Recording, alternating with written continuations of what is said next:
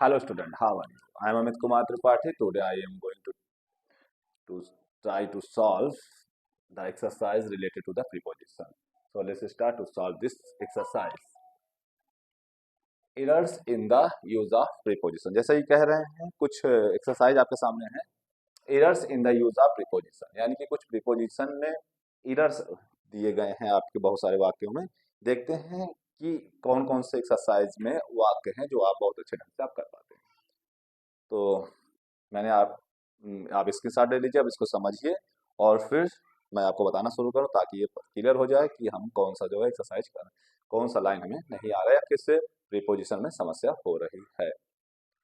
चलिए, I hope आपने इसके साथ ले लिया होगा. आप इसको रिज्यूम करके आप इसको जो है क्या कर सकते हैं, पासवर्ड पॉज करके इसको क्या कर सकते हैं, आप इसको देखिएगा और हम इसको थोड़ा सा क्या करते हैं, सॉल्व करने की कोशिश करते हैं. चलिए let's start to solve this exercise.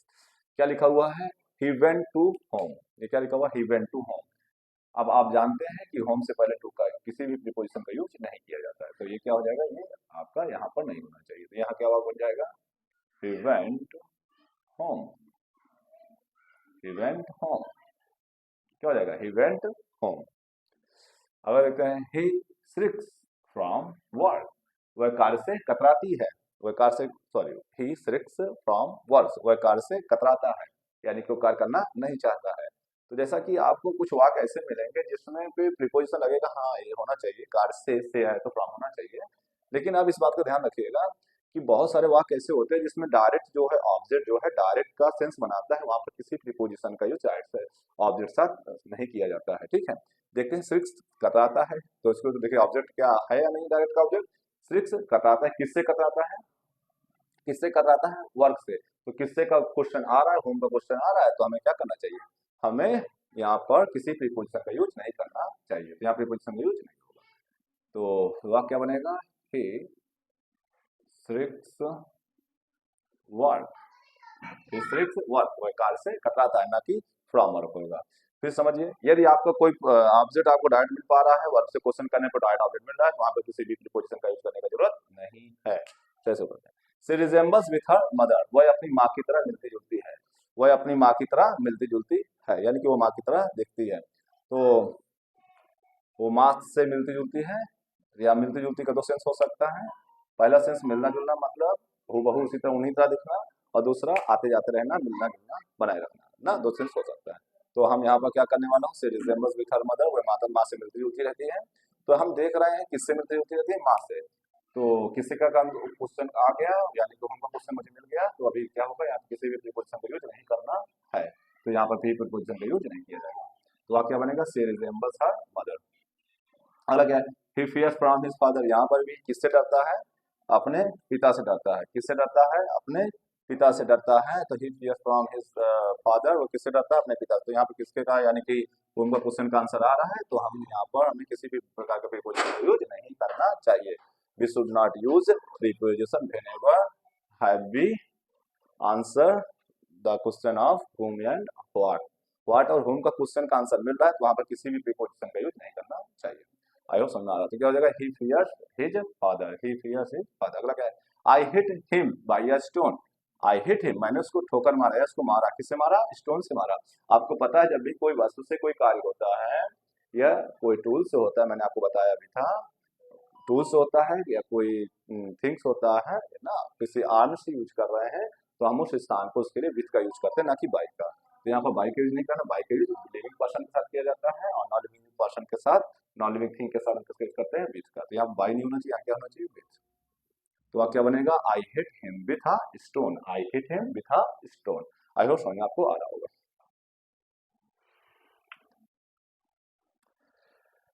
अगला क्या दिया है, he will return after a month. I hope आपको समझ में आ रहा होगा.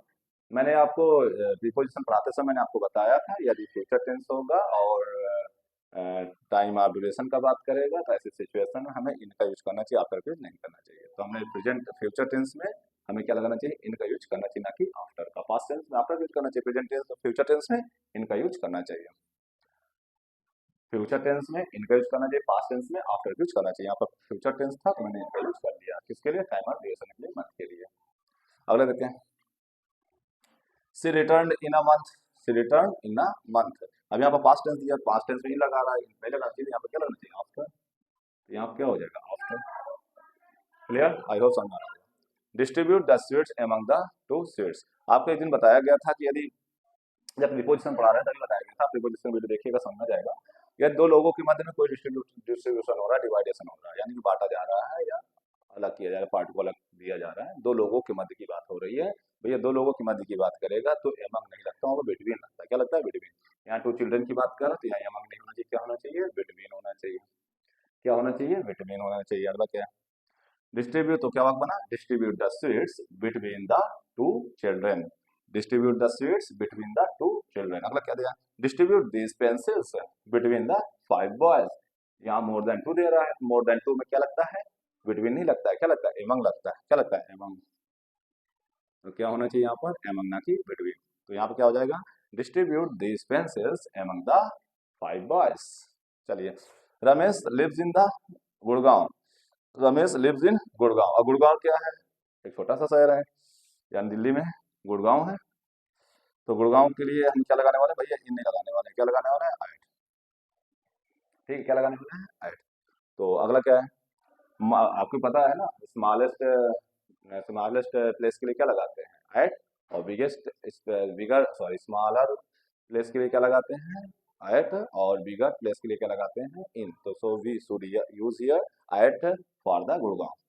My friend lives at Punjab. और पंजाब क्या है, पंजाब को देख बड़ा बड़ा राज्य है, तो हमें आप क्या लगाने हैं, एट नहीं लगाने वाले, क्या लगाने हैं, in. Birds live on trees. देखिए अब ऑन ट्रीज का बात कर रहा है, देखिए रहने का बात कर रहा है तो पेड़ पर रहती है, एकदम सही है, पर का सेंस बना रहे हैं, लेकिन हम ध्यान रखेंगे यहाँ पर ऑन का यूज नहीं हो सकता, क्योंकि पेड़ पर नहीं रहती, पेड़ के अंदर रहती है ना घोंसला बनाकर। तो यहाँ क्या लिखने वाला है, इन, ना कि ऑन। मैं यहाँ क्या लिखूंगा, इन। तो आप क्या बनेगा, बर्ड्स लिव इन ट्रीज, ना कि birds live on trees. On trees नहीं होना चाहिए, क्या होना चाहिए, in trees. The dog was sitting in the branch of a tree. Dog कहाँ रहता है, तो डॉग कहाँ बैठा था, कहाँ बैठा था, ब्रांच ऑफ ट्री बैठा था। तो ब्रांच क्या होगा, ये ब्रांच रहा होगा, यहाँ पर बैठा रहा होगा। तो ये सरफेस बैठा हुआ, तो मुझे किसका यूज करना चाहिए, इन या ऑन, मुझे ऑन का यूज करना चाहिए। तो मैं यहाँ यूज क्या करने वाला हूँ, यहाँ पर ऑन का यूज करने वाला हूँ, क्या, ऑन का, ना कि इन का। ठीक है, आई होप समझ रहा होगा। आपको बताया भी गया था, मेज है, मेज पर पुस्तक रखी हुई है, क्या लगा रहे हैं, ऑन लगा रहे हैं। Please send this parcel at my new address. देखिए यार, इस बात का जरूर ध्यान दीजिएगा, सेंड और एड्रेस दो शब्द आपको जब मिल जाए, एड्रेस शब्द मिला है तो एड्रेस, भाई किसी एड्रेस पर कोई चीज भेज रहे हो तो आपको टू का यूज करना चाहिए। भेजने वाले एड्रेस के लिए क्या लिखते हैं, हम टू लिखते हैं, और जहां से भेजा है तो वहाँ फ्रॉम लिखते हैं। तो हमको पता भी है, तो एड्रेस के लिए हम क्या लगाने वाले, टू। कब, जहां भेजना हो टू लगाते हैं, और जहां से भेजना हो फ्रॉम लगाते हैं। तो यहाँ पर क्या लगना चाहिए, एट नहीं लगना चाहिए, यहाँ क्या लगना चाहिए, यहाँ लगना चाहिए टू। क्या लगना चाहिए, टू। तो क्या हो जाएगा, to my new address. Send me letters on this address. देखिए यहाँ पर भी एड्रेस है, सेंड का यूज करा रहा है, तो ऐसे स्थिति में ऑन नहीं होना चाहिए, यहाँ पर क्या होना चाहिए, टू। अगला वाक्य आई होप समझ में आ रहा होगा, अच्छे से पढ़िए, ध्यान से पढ़िए, कोई समस्या प्रीपोजिशन नहीं होने वाली, आराम से पढ़िए, कोई जल्दीबाजी मत करिए, ज्यादा टेंशन मत लीजिए, आराम से पढ़िए। प्रीपोजिशन कुछ होता नहीं, आराम से पढ़िएगा, सेंस बनाए रखेंगे तो होता रहेगा। हाँ, कुछ फिक्स प्रीपोजिशन भी है, मैं उनकी लिस्ट बनाने वाला हूँ, मैं लिस्ट बना रहा हूँ। मान के चलिए इस वीडियो के बाद अगली वीडियो जो आपको उसी पर आएगा, तो हम लमसम जो है मैं 100-150 शब्द जरूर दूंगा, 100-150 शब्द की लिस्ट बना दूंगा, उनको याद करते रहिएगा, फिक्स प्रीपोजिशन है, आप अच्छे से याद कर लीजिएगा, समस्या नहीं होगी। What is the time in your watch. अब यहाँ पर आप देख सकते हैं, ये टाइम की बात कर रहा है, वॉच की बात कर रहा है। तो जब मशीन से कोई काम होता है, इसके बाद यंत्र मशीन से कोई कार्य होता है, तो वहाँ पर बाई लगाया जाता है, इनका यूज नहीं किया जाता है। तो यहाँ क्या लगाएंगे, बाई। कैसे यूज करेंगे, by. Hari killed snake by a stick. आप देखो स्नेक को किससे मारा, स्टिक से। स्टिक क्या है, औजार है, आर्म है, इंस्ट्रूमेंट है, तो इंस्ट्रूमेंट को क्या लगाते, बाई नहीं लगाते, क्या लगाते, बेस। यहाँ क्या लगना चाहिए, बेस। क्या लगना चाहिए भाई, बेस, ना कि बाई। ओके, चलिए आगे देखते हैं। The rat run in the hole. अब देखिए रन मूविंग से, मूविंग है पोजिशन, अब मूविंग पोजिशन है, तो मूविंग पोजिशन हम लोग इनका यूज नहीं करते हैं ना, हम लोग किसका यूज करते हैं, इनटू का यूज करते हैं। इनका यूज नहीं होना चाहिए, क्या होना चाहिए, इनटू। तो आप क्या बनेगा, the rat run into the hole, the rat run into the hole. अगला क्या है, he was walking into the garden. अब भाई जब गतिमान वस्तु होती है तो मैं क्या करता हूँ भैया, इनटू का यूज करता हूँ, किसका यूज करता है, इनटू। अब यहाँ का ही was walking into the garden, अब इनटू द गार्डन होना चाहिए, नहीं, गार्डन क्या सरफेस है, और सरफेस पर कर रहा है तो इनटू नहीं, क्या होना चाहिए, इन। और होल है, होल माने गड्ढा, गड्ढा माने क्या होता है, क्या है गड्ढा, क्या है गड्ढा, जो है जिससे कुआं होता है, तालाब होता है, ये क्या है, होल। यानी गहराई में बात करेगा तो इंटू लगाइएगा, सरफेस की बात करेगा इंटू मत लगाइएगा, क्या यूज करिएगा, इनका यूज करिएगा। तो यहाँ क्या होना चाहिए, इंटू नहीं होना चाहिए, क्या होना चाहिए इन। तो क्या हो जाएगा, he was walking in the garden, ना कि he was walking into the garden, क्या होना चाहिए, he was walking in the garden. अगला क्या है, I have a pen to right.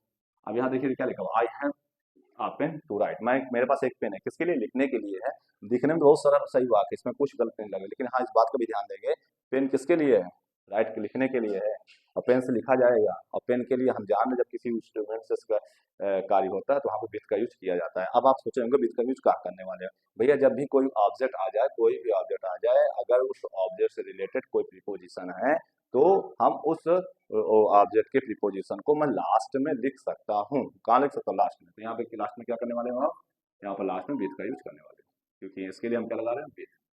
तो इसको हम लास्ट में लिख सकते हैं, कहाँ लिख सकते हैं, लास्ट में। I have a pen to write with. अगर क्या है, Ashok is knocking the door. अब आप सभी जाते हैं, नॉकिंग के साथ फिक्स प्रीपोजिशन ऐड का यूज किया जाता है, तो यहाँ पर एड लगा दीजिएगा, क्या लगाइएगा, ऐड। क्या हो जाएगा, Ashok is knocking at the door, knock add होना चाहिए। I sell pass from your shop.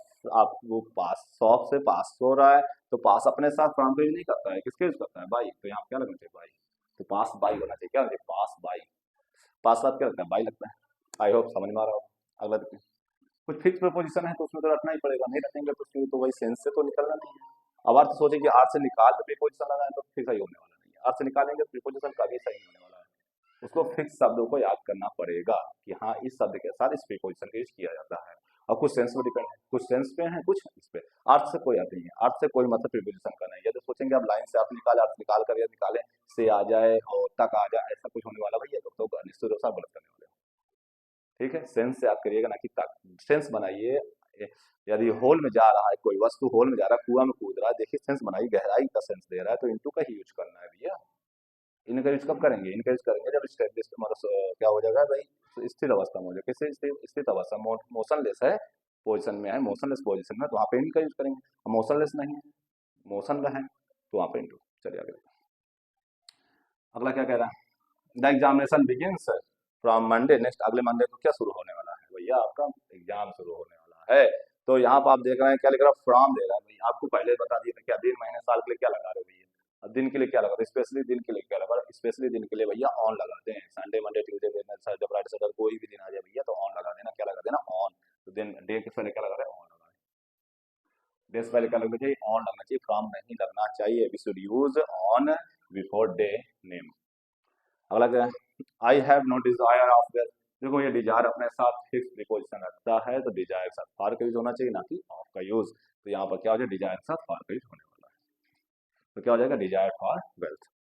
अच्छा मैं सेंस में मत ले जाना, नहीं पता चले अर्थ में ले जा रहे हो, डिजायर इच्छा है, किसकी इच्छा है, वो धन की इच्छा है, तो इसलिए I have no desire of wealth, मुझे धन की कोई इच्छा नहीं है। तो की का के ऑफ लगा रहे हो भैया, ऐसा कुछ मत करना। आपको सेंस समझना पड़ेगा, वर्ब की सेंस को समझो भैया। वर्ब डिजायर है, डिजायर आप नहीं लेता है, फॉर लेता है भैया, फॉर लगा दो।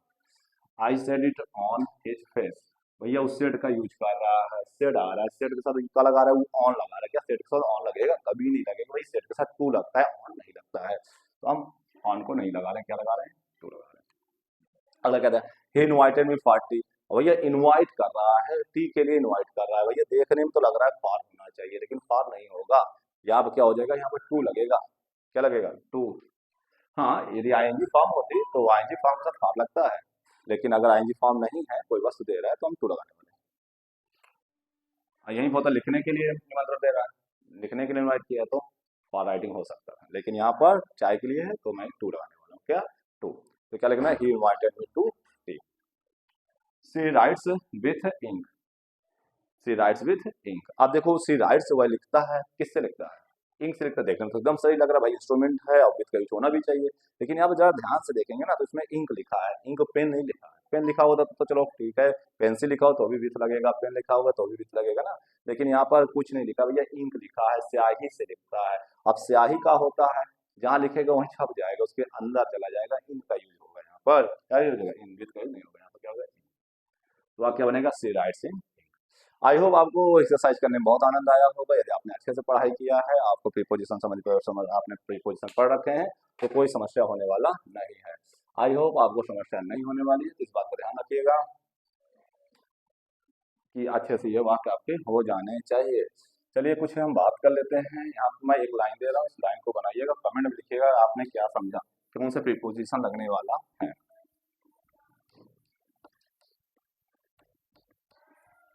अब भाई कुछ टॉपिक ऐसे होते हैं जिसमें एक्सरसाइज जरूरी होती है। अब जैसे क्या हो गया, प्रीपोजिशन हो गया, कंजक्शन हो गया, तो अब इन दोनों में तो एक्सरसाइज तो मस्ट है। एक्सरसाइज नहीं है तो फिर नहीं आएगा ना, एक्सरसाइज जरूरी है। मैं एक लाइन दे रहा है, सुना देना। कम एंड सिट में, एक है आपको अब दे रहा हूँ भैया, इसको कर देना है और मैसेज कर देना, जिसका सही हो जाए भैया मैसेज कर देना। आप लोग बहुत कंजूसी कर रहे हो मैसेज करने में, भाई कंप्लेन हो तो भी कर दो मेरे भाइयों, कर देना, टेंशन मत लीजिए ना आप लोग। क्या कर देना है आप लोगों को, मैसेज कर देना है मेरे भाइयों, मेरे स्टूडेंट। क्या करना है, मैसेज कर देना, इसको देख कर देना भाई क्या आपने किया, मुझे भी तो लगे ना आप क्या कर रहे हो, कुछ पढ़ रहे हो नहीं पढ़ रहे हो। भैया एंड नहीं होगा, एंड कर देना। मैं कल से मैसेज भी करो तो करो भैया, एंड क्या होता है, सिट से पहले एंड क्यों लगा रहे हैं आप ना। तो कम एंड सिट डैश मी, आप इसको कमेंट करिएगा। चलिए बहुत बहुत धन्यवाद। यह समझ में आ रहा है तो सब्सक्राइब, मेरे चैनल को सब्सक्राइब कीजिए और लाइक कीजिए, और नहीं समझ में आ रहा है तो इग्नोर कीजिए, लेकिन लाइक या अनलाइक करना मत भूलिएगा। Don't forget like unlike my video, ठीक है। तो बहुत बहुत धन्यवाद। If you like my video तो you should press like button. Okay, thank you very much. आज के लिए बस इतना ही, धन्यवाद।